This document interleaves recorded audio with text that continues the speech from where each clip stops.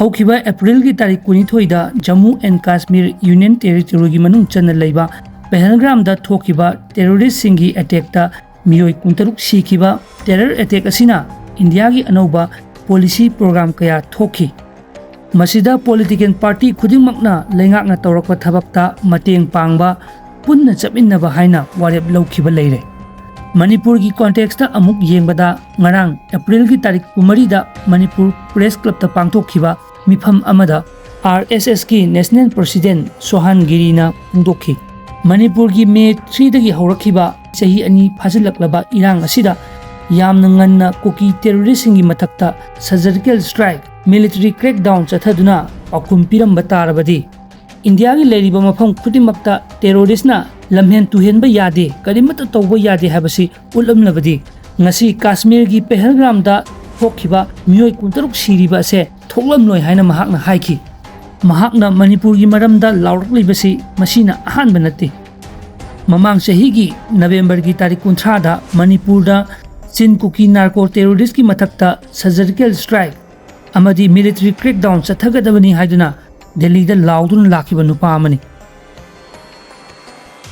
ꯃꯅꯤꯄꯨꯔꯒꯤ ꯃꯤꯌꯥꯝꯅ ꯏꯟꯗꯤꯌꯥꯒꯤ ꯄ꯭ꯔꯥꯏꯝ ꯃꯤꯅꯤꯁꯇꯔ ꯅꯔꯦꯟꯗ꯭ꯔ ꯃꯣꯗꯤ ꯑꯃꯗꯤ ꯌꯨꯅꯤꯌꯟ ꯍꯣꯝ ꯃꯤꯅꯤꯁꯇꯔ ꯑꯃꯤꯠ ꯁꯥꯍꯒꯤ ꯑꯆꯥꯟ ꯃꯤꯔꯥꯏ ꯅꯥꯏꯕ ꯂꯩꯉꯥꯛꯂꯣꯟ ꯊꯧꯑꯣꯡ ꯑꯁꯤꯗ ꯃꯤꯌꯥꯝꯅ ꯄꯦꯟꯅꯗ꯭ꯔꯦ꯫ ꯂꯥꯏꯕꯛ ꯊꯤꯕ ꯄꯍꯜꯒ꯭ꯔꯥꯝꯒꯤ ꯊꯧꯗꯣꯛꯇ ꯂꯩꯈꯤꯗ꯭ꯔꯕ ꯃꯤꯑꯣꯏ 63ꯅꯤ, ꯑꯗꯨꯒ ꯉꯁꯤ ꯃꯅꯤꯄꯨꯔꯗ ꯃꯦ 3ꯒꯤ ꯏꯔꯥꯡ ꯑꯁꯤꯗ ꯂꯩꯈꯤꯗꯕ ꯃꯤꯑꯣꯏ 258 ꯁꯨꯈ꯭ꯔꯕꯅꯤ꯫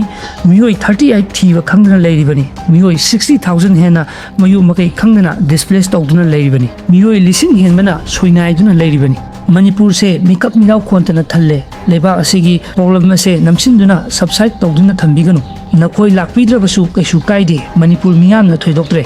ꯅꯈꯣꯏꯅ ꯃꯅꯤꯄꯨꯔꯗ ꯂꯥꯛꯄꯤꯗ꯭ꯔꯒꯁꯨ ꯏꯂꯤꯒꯦꯟ ꯏꯃꯤꯒ꯭ꯔꯦꯟꯠꯁꯤꯡ ꯑꯁꯦ ꯇꯥꯟꯊꯣꯛꯈ꯭ꯔꯒ ꯃꯅꯤꯄꯨꯔꯒꯤ ꯏꯁꯨ ꯑꯁꯦ ꯁꯣꯜꯕ ꯑꯃꯨꯛꯇꯗꯤ ꯇꯧꯕꯤꯌꯨ꯫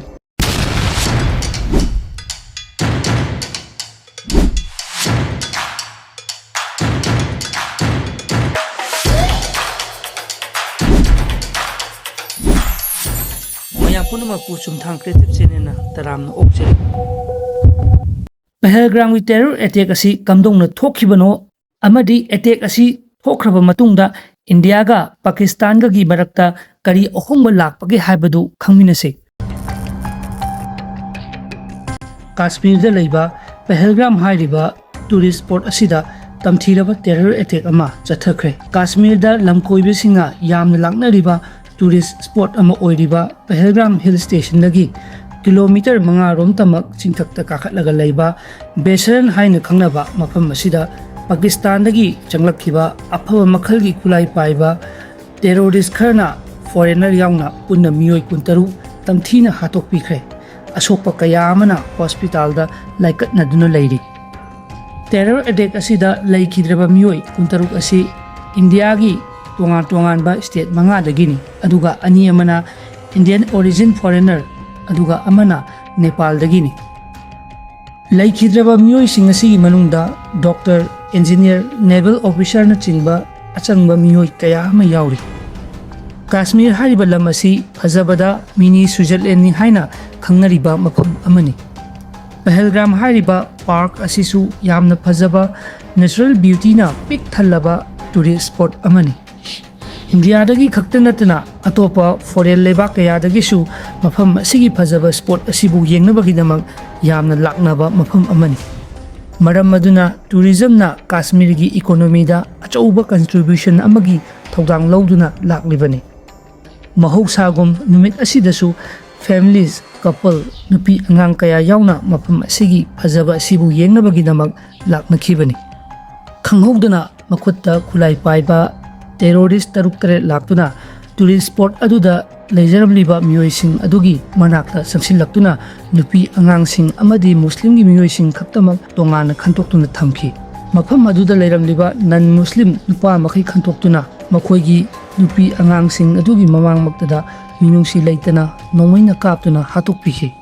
ꯇꯧꯔꯤꯕ ꯊꯧꯑꯣꯡ ꯑꯗꯨꯅ ꯇꯁꯦꯡꯅ ꯑꯦꯇꯦꯛ ꯑꯗꯣ ꯅꯟ ꯃꯨꯁꯂꯤꯝ ꯈꯛꯇꯗ ꯇꯧꯕ ꯑꯦꯇꯦꯛ ꯑꯃꯅꯤ ꯍꯥꯏꯕꯗ ꯍꯥꯏꯃꯟꯕ ꯊꯣꯛꯂꯣꯏ꯫ ꯑꯗꯨꯕꯨ ꯂꯩꯈꯤꯗꯕꯁꯤꯡ ꯑꯗꯨꯗꯁꯨ ꯃꯨꯁꯂꯤꯝ ꯅꯨꯄꯥ ꯑꯃ ꯌꯥꯎꯈꯤ꯫ ꯁꯌꯦꯗ ꯑꯥꯗꯤꯜ ꯍꯨꯁꯦꯟ ꯃꯁꯥꯒꯤ ꯁꯒꯣꯜ ꯄꯨꯊꯣꯛꯆꯗꯨꯅ ꯂꯥꯛꯂꯤꯕ ꯇꯨꯔꯤꯁꯁꯤꯡ ꯑꯗꯨꯕꯨ ꯃꯍꯥꯛꯀꯤ ꯁꯒꯣꯜ ꯑꯗꯨꯗ ꯄꯨꯊꯣꯛ ꯄꯨꯁꯤꯟ ꯇꯧꯗꯨꯅ ꯍꯤꯡꯖꯕ ꯅꯨꯄꯥ ꯑꯃꯅꯤ꯫ नुमित अदुगी टेरर अटैकर अदुदगी लांजद्रबा टूरिस्टसिंग अदुबु कन्बीनबगीदमक टेरोरिस्ट अमदगी मखोइना पाइरिबा खुलाई मुन्नब होनरुबदा कापथोरकपदगी महाक लैखिदबनी हाइरि थौदोक असिगी मतांगदा इंडियादा लैरिबा मुस्लिम कयागी माइकैदगी टेरर अटैक असिबु यानिंगदि हाइदना कंडेम कया तौनरकले नुंगाइतबा थौदोक असिदा अमुक हेन्ना मियामगी थमोइदा चूदुना लेहौरबा अमा हाइरगदी थौदोक असिगी नुमित निपानिगी ममांगदा एप्रिलगी तारीख 13 लुहोंगबदा ngaijariba naval officer lieutenant Binay Narwal अमदी महाकी लोइनबिगा लोइनना मफम अदुदा हनीमूनगी दमक लाक्सखिबनी अदुबु मखोय अनिगी लाइबक्ता कुइना पुन्ना लेमिनौ हाइन तबलमदबना थौदोक अदुदा बिनय नरवाल टेरोरिस्टसिंगी मकुत्ता लैखिदे लैमाइदा तादुना लैरिबा थवाई याउद्रबा बिनयगी हक्सांग अदुगी मनाक्ता लोइनबिना तेंथाना ओइना कप्तुना लैबगी फोटो अदु उरुबदा मियाम पुंबगी थमोय काइखि अमदी मपुरोइबगी अरोइबा मथौ मंगम पांगथोरमदाइगी मिकुप्ता निंगमदना मपुरोइबबु अरोइबा बिदाय फेयरवेल पीबगी सक्तम मदो सोशल मीडिया दा उरुबा मियामगी थमोय काइखि मिलुदगी पिरांग सिंथगीबा खंगौदि अटैक असिना इंडियागी ओइनदी थमोय काइबा अमा हाइबदु ओइदि रशिया की प्रेसिडेंट पुतिन याउना पृथ्वीगी ममिंग लैरबा लैबाक कयादगी टेरर अटैक असिगी मायोक्ता वा कया ngangnarакle एंटायर इंडिया की ओइनदी अटैक अदुदा चेनरिबा टेरोरिस्टसिंग